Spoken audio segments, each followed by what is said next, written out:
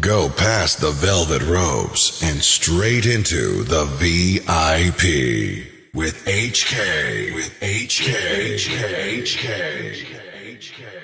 HK doing it to it in the mix. We are backstage with none other than 21 Pilots, Tyler and Josh. Guys, it's so good to see you. Good to see you as well. Yeah. Fantastic. You know, I have to say before we get into some questions from our fans that this, of all days, is the best day for me to be hanging out with you because of two reasons. Yeah. First of all, Ride is the summer song of 2016. Yeah. How great is that, right? Thank you. Sean Ross usually edits that column. Yeah, Sean. I saw that this morning and I was like, that's too perfect. And then I also saw it might have been announced yesterday, but I didn't see it to today. Big news number 2, Blurry Face, the album, has sold officially over 1 million. You guys have got your first platinum album. It's true. Feels great. Yeah.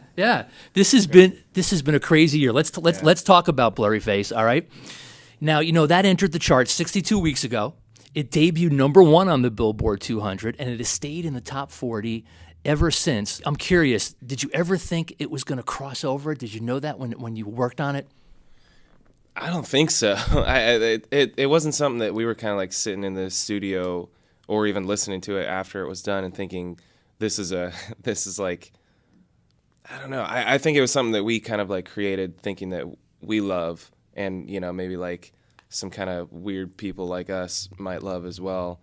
And it's kind of like, and I think the weird people like us have resonated with it a lot, but then it's kind of like gone beyond that a little bit in a way that's interesting and cool. To the super weird people. The super weird.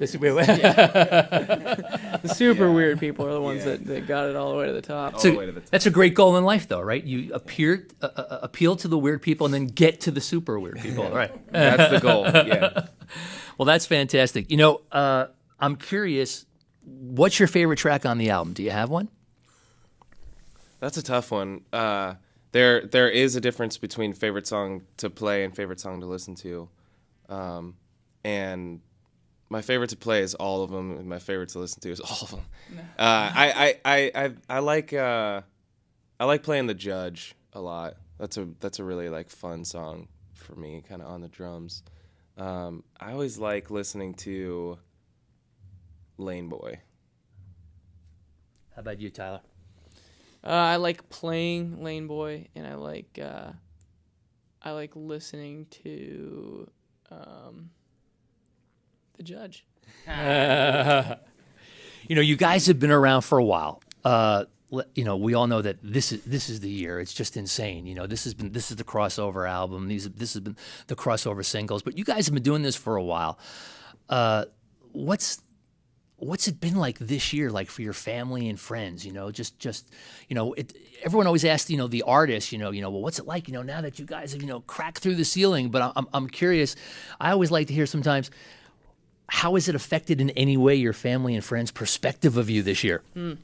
I think our friends and family has kind of really kept us level-headed. You know, we're surrounded by friends on the road that have been with us for a while, and our family is.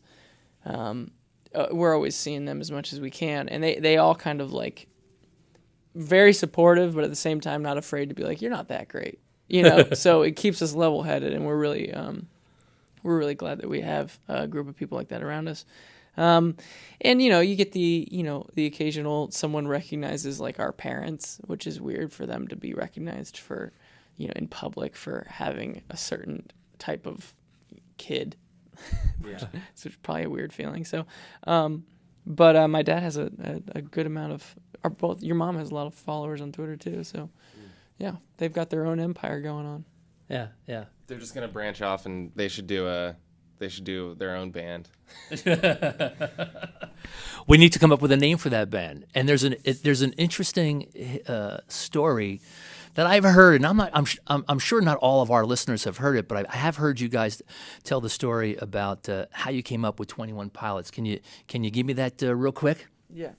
So I was taking a theater class in college, and the play that I was studying at the time was called All My Sons by Arthur Miller. And quick plot line, the main character was creating airplane parts for the current war. So he had a factory that was in charge of certain parts. He found out that those parts were faulty, and he had a decision to make.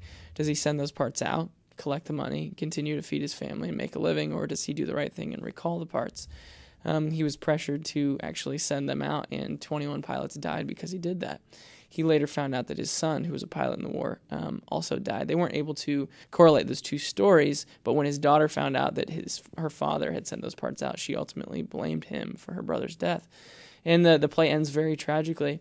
Arthur Miller play, right? Yeah, and so the way that we kind of like took that lesson and applied it to us as individuals and as a band is, we're constantly faced with these decisions. There's left and there's right, and there's the right decision, and then there's the wrong decision. And a lot of times the wrong decision can get you to that success faster or make money quicker, or you kind of sacrifice who you are to get to where you think you want to go. And ultimately it's the wrong decision. I can't tell you how many times we've looked at certain contracts or deals or just certain routes we knew was the wrong decision.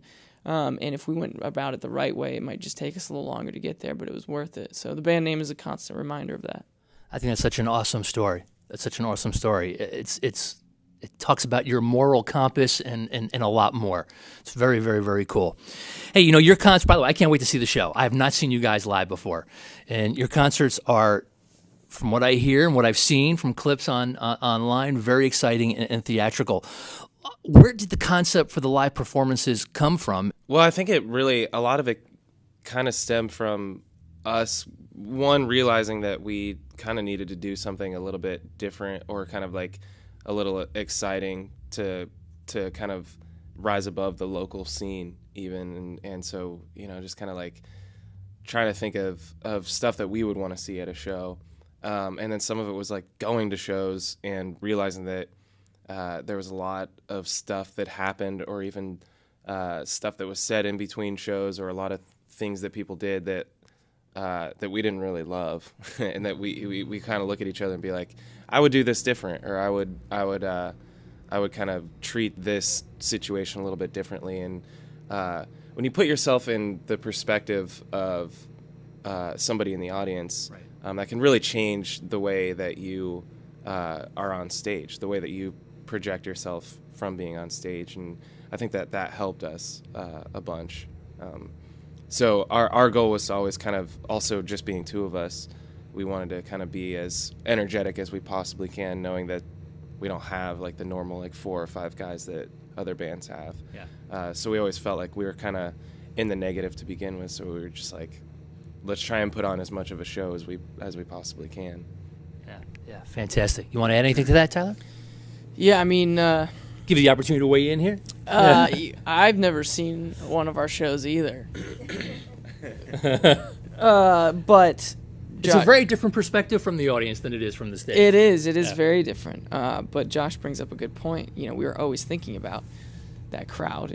If we were in that crowd, what we would want to see. And I think even from a the beginning, at a local level, we were pretty fearless. An idea that we had, even though it seemed crazy, we just went for it, and we didn't care if it. A lot of times it failed, and I'm glad that we played small rooms and played at a local level, and didn't get shot up into playing arenas very quickly like some acts do, because we were able to figure out who we were and what worked and what didn't, and what we wanted to make our live show look like. So, and now we're ready for it. Fantastic. Got to ask you before we go, Heathens. The track dropped June 16th. Of course, it's on the Suicide Squad movie soundtrack. Can't wait for that to come out and hit the screens. What was it like writing that song versus writing a song for your album? Because you knew going into it this was going to be for a movie, right?